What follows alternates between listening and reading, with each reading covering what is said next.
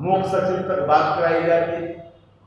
अरे आप जानते हैं कि इस देश के अंदर में आचार संहिता लागू है, बाबत भी अगर सरकार के उच्च अधिकारी जाकर करके रात में मिलते हैं और मिलकर करके प्रशासनिक महकमे में हस्तक्षेप लगातार अगर करते हैं तो ये एक पूरी तरह से हमारा अपना मानना है कि दुर्भाग्यपूर्ण है। और उन अधिकारियों को, जिन अधिकारियों ने सेवानिवृत्त ले ली है, उनका तो कुछ दिन के मेहमान है, लेकिन जिनके भी तो भविष्य शुरू हुए हैं, लंबी जिनकी यात्रा करनी है, उन्हें कभी भी कानून को हाथ में नहीं लेना चाहिए। कानून अगर हाथ में लीजिएगा तो कानून के हाथ लंबे होते हैं। कानून कभी आपको अंतिम पग तक आपका पीछा नहीं छोड़ेगी और कानून के शिकंजे में कानून से छेड़छाड़ करने वाले को आना ही पड़ेगा। और मैं एक सब आप तो जिनके सानिध्य में रहते हैं आपको बताइए, और हम लोग सरकार में जो लोग रहे हैं, हम लोग के पास भी कहीं न कहीं फीडबैक होता है। जो लोग अभी नए नए आए हैं सरकार में, जो लोग सरकार लंबे समय तक चलाए तो उनका अनुभव है। हर अधिकारियों का कहीं न कहीं फीडबैक खुल करके सामने आ ही रहा है। कौन नहीं जानता है वो कौन व्यक्ति है जिसके दबाव में क्या हो रहा है? कौन है सेवानिवृत्त व्यक्ति? एक व्यक्ति जानता है बिहार का? कौन है जो राजभवन जा रहा है? आचार संहिता के मामले में प्रोटोकॉल के दायरे बने होते हैं, प्रोटोकॉल का निर्वहन किस रूप में होना है, उसके सारे मानदंड हैं। अगर कोई नियमों को तोड़ेगा हम या कोई कानून से छेड़छाड़ करेगा तो कानून कभी उसको छोड़ नहीं सकता है और कानून का सामना करना ही पड़ेगा।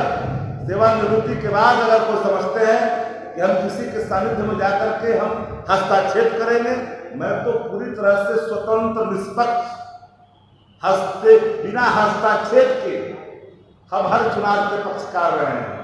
किसी प्रकार का बाह्य दबाव चुनाव के अंदर, चाहे मतगणना हो या मतगणना के पहले चुनाव प्रक्रिया हो, इस सब चीजों में बिल्कुल निष्पक्षता का लगातार हमारा रहा है कि निष्पक्ष और हमारे नेता इसी भाव से काम करते हैं। जो संजीदगी का, सादगी का, कदाचित वो लोग भूल जाते हैं कि अगर हम कोई अपराध कर करके छुप जाएंगे तो ऐसा नहीं है कि फिर कानून का उनके साथ कानून काम नहीं करेगा। रहना सबको है ना। तो मेरा तो आग्रह है सब लोगों से इन चीजों पर ख्याल करनी चाहिए। जिन पर जो ग्रह नक्षत्र का प्रभाव है वो करें, लेकिन ग्रह नक्षत्रों का अगर सहसाती चल रहा है तो मंगल दशा आने में देर नहीं लगता है, इसका भी ख्याल करना चाहिए। शुक्रिया। एक मिनट, अब आप सवाल पूछिए। अब आप सवाल पूछा, लेकिन कुछ अनुसंधान आप स्वयं भी कर लीजिए। इन्होंने तो काफी इशारा कर दिया। उसके बाद देखिए एक प्रोटोकॉल होता है प्रेस कॉन्फ्रेंस का, इन्होंने इशारा कर दिया। अब आप यू फाइंड आउट कर लीजिए। कोई सवाल?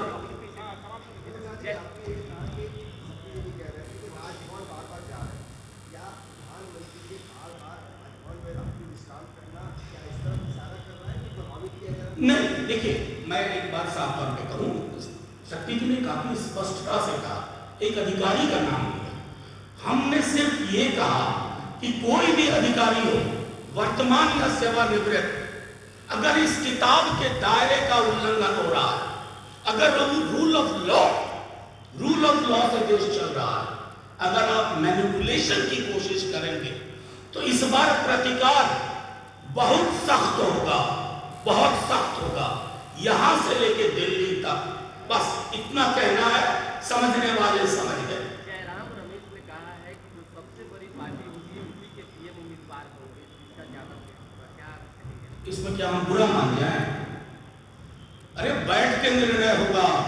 एक आत्ममुग्ध व्यक्ति के बदले एक सामूहिक चिंतन का प्रतीक होगा।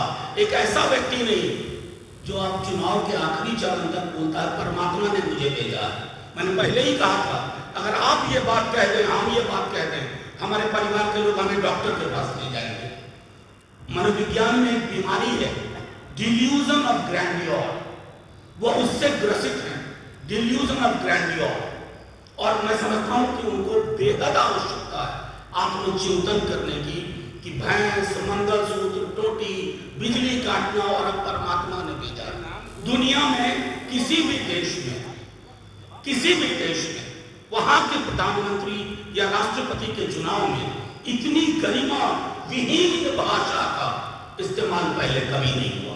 नाम तय करने के लिए जयराम रमेश ने कहा था, बीजेपी कह रही है कि अब 7वें चरण के बाद जो लोग नाम तय कर लेंगे। अरे बीजेपी कह रही है तो बीजेपी वालों से पूछिए, हम तो सिर्फ ये कह रहे हैं कि हमारा प्रधानमंत्री पद का उम्मीदवार जो तय होगा 4 जून के बाद, वो सामूहिकता में यकीन करेगा, सबको साथ लेके चलेगा, एक को हम द्वितीय नास्ती वाली बात नहीं होगी। हमें तानाशाही नहीं चाहिए, हमें लोकशाही चाहिए। एक आत्ममुक्त व्यक्ति नहीं चाहिए, एक ऐसा व्यक्ति चाहिए जो गरीबों के दर्द को समझे, किसानों पे गोलियां ना चलवाए, ऐसा व्यक्ति चाहिए। एक मिनट, मेरे बगल में शक्ति सिंह यादव है, विधानसभा का चुनाव इन्हें 12 वोट से हराया गया। आप सब जानते हैं ये बात, पूरे दिन इनके जीतने की खबर आपके टेलीविजन में चल रही थी पूरे दिन, और मध्य रात्रि को इन्हें हरा दिया गया। ऐसे लोग बैठे हुए हैं, ऐसे लोग हैं इस व्यवस्था में, बस उनको आगाह कर रहे थे।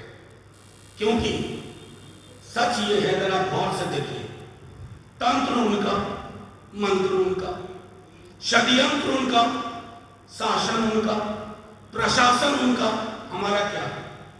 ये किताब संविधान भारत का। आरक्षण को लेके लगातार बीजेपी ये कह रही है कि आप लोग SC, ST और OBC का आरक्षण खत्म करना। आप तो हमसे कई बार इस पर सवाल पूछ चुके हैं। आपको मैंने एक दस्तावेज दिखाया था जिसका नाम है मंडल कमीशन। आप लोग प्रधानमंत्री जी से क्यों नहीं पूछते, भाई पढ़ते क्यों नहीं हो? अमित शाह जी से क्यों नहीं पूछते हो, पढ़ते क्यों नहीं हो? ऐसा भी पढ़ा लिखा आदमी, मंडल कमीशन की पेज नंबर 49 से आगे पढ़िए। गैर हिंदू समुदायों में आरक्षण है या नहीं? हज्जाम अगर हिंदू है तो आरक्षण है, हज्जाम अगर मुसलमान है तो आरक्षण है, दर्जी हिंदू आरक्षण है, दर्जी मुसलमान आरक्षण है। आधार क्या है? Article 15 clause 4, article 16 clause 4। इसका मतलब क्या है?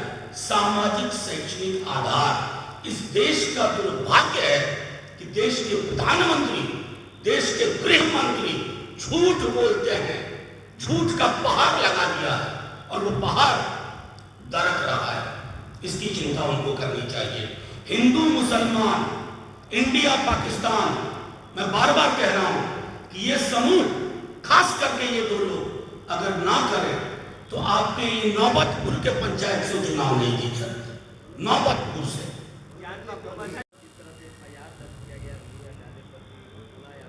मैं सीधी सी बात कहता हूं, मैंने एक बात कही थी, तंत्र उनका, मंत्र उनका, षड्यंत्र उनका, शासन उनका, प्रशासन उनका, हमारा क्या?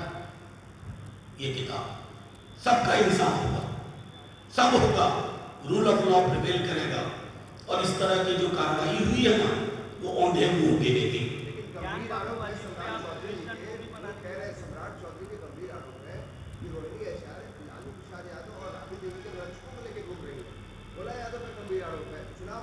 नहीं, वो कहीं नहीं, एक मिनट, इनके सवाल का जवाब दे दें। सम्राट चौधरी आरोप लगा रहे हैं, आईना सामने है, नहीं रखते हैं। बीजेपी वाले आईना नहीं रखते, और आईना नहीं रखने वालों के साथ सबसे बड़ी दिक्कत, उनको कुछ दिखता नहीं है, जो दिखता देखना चाहते हैं वही देखते हैं। और सम्राट चौधरी जी जिस तरह की भाषा का इस्तेमाल इन दिनों कर रहे हैं, हम उनकी हताशा का कारण जानते हैं, हमसे ज्यादा बीजेपी वाले जानते हैं कि वो क्यों इतना परेशान है। मैं सिर्फ उनको इतना कहूँगा, ठंडा रहिए, आराम से, कुछ न कुछ आपके लिए वैकल्पिक व्यवस्था देखी जाएगी। किसने कहा? नड्डा जी तो मना कर रहे हैं, नड्डा जी मना कर रहे हैं, इसका मतलब नड्डा जी के हाथ में नहीं है हिमंतो जी। अब हिमंतो जी मैं उनको बहुत दिनों से जानता हूँ, विद्यार्थी जीवन से। मैं सिर्फ इतना कहना चाहता हूँ कि आपके मुंह से अगर नौकरी की बात निकलती नहीं हिमंतो जी, हम विपक्ष में होने के बावजूद तारीफ करते। आर्थिक न्याय की बात होती है, आस्था का प्रश्न मेरा व्यक्तिगत है, राम कृष्ण शिव कोई बड़ी से बड़ा सा बड़ा बाजार, मस्जिद, गुरुद्वारा, वहां भी जो लोग जाते हैं ना, उनको भूख लगती है। उनकी भूख के बारे में बोलिए हिमंता जी। इतनी बेहयाई ना हो राजनीति में कि कुछ भी नजर ना आए। मैं समझता हूँ, अरे एक बार जेपी नड्डा जी से फरियाद है, मैं और क्या कहूँ। आपके यहाँ से इंटरव्यू हुआ था जेपी नड्डा जी, जीतन राम मांझी ने कहा है कि पीओके को पूरी तरह से भारत में मिलाने के लिए भाजपा को 450 सीट लाने की जरूरत है। ये कहाँ जीतन राम मांझी जी, आप लोग प्लीज पढ़ने कहिए ना। इंदिरा जी के पास 400 सीट नहीं थी, पाकिस्तान के 2 टुकड़े किए, बांग्लादेश बना दिया। जज्बा और हौसला वो होना चाहिए, ये नहीं कि चाइना अंदर आके घर बना लिया, कोई आया ही नहीं, कोई घुसा ही नहीं, ऐसा नहीं होना चाहिए। थैंक यू, शुक्रिया।